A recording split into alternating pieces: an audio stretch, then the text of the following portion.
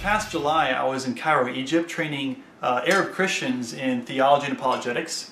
And before I left, I was able to pick up a souvenir. It's this Muslim dagger. And it's an antique. And I was pretty excited and amazed, actually, that I was able to get it through U.S. Customs. But on the sheath, it says here, it's got the Muslim confession of faith. It's called the Shahada. And it says, "There is no God but Allah, and Muhammad is his messenger." And this confession of faith really expresses a foundational doctrine in Islam, and that is the belief in one God. And so naturally many Christians will ask, well, do Muslims and Christians believe and worship the same God? And I have kind of two responses to this question. The first is to recognize that God is not God's name. God is simply the title of a position. The position is a what, but the person who fills that position is a who. And you can kind of think of it as people who are running for public office. You might have somebody who's running to become a senator or maybe even a governor. But a senator and a governor are the offices, or the title of the position. But it's a unique person who fills that position. And in the same way, Muslims and Christians both believe in the same what? A God who creates, who administrates his kingdom, and who judges. But they believe a different who is the person that fills that particular position of God. Now, in the case of Muslims, they believe this person is Allah.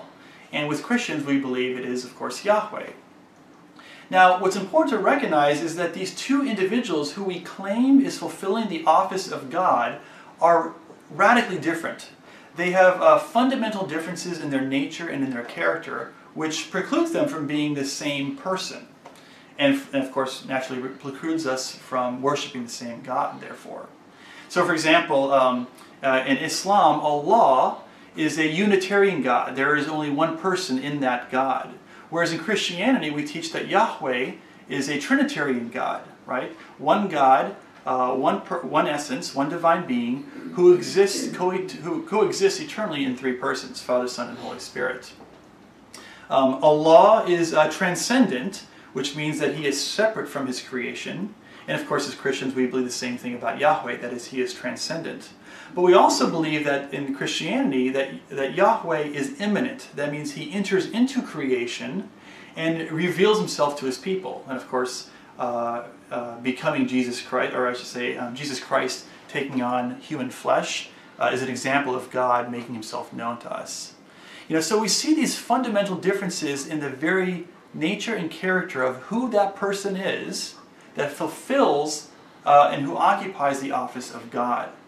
And so that alone kind of demonstrates that we're talking about two different persons with regards to who Christians and Muslims worship.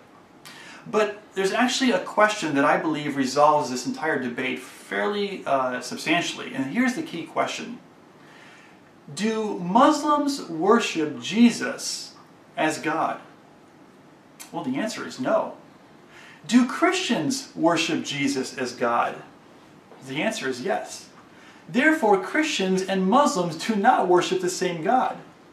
Right? I mean, if I was to take a Muslim and introduce him to the Jesus that's described in the Gospels, right? I point to the Gospels, Matthew, Mark, Luke, and John, and I show them and describe to them the Jesus that's described there, right? He's born, he walks, he talks, he's able to perform miracles, he predicts his death and his resurrection, he dies, he rises again. And then I was going to ask a Muslim, do you believe this person who's described here in the Gospels, do you believe this person is the God that you worship?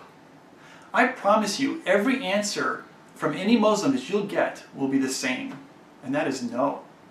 And the reason why they can't believe that Jesus, that person, is God, is because for them to accept that Jesus is God and to worship him as God is to commit the most grievous sin in Islam, and that's called the sin of shirk. It's an unpardonable sin. I mean, you're basically guaranteed to go to hell if you die believing in shirk.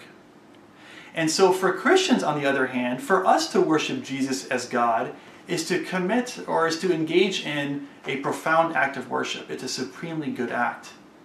And so this alone, to me, is very simple and straightforward. And it's the main reason why I reject the idea that Christians and Muslims worship the same God.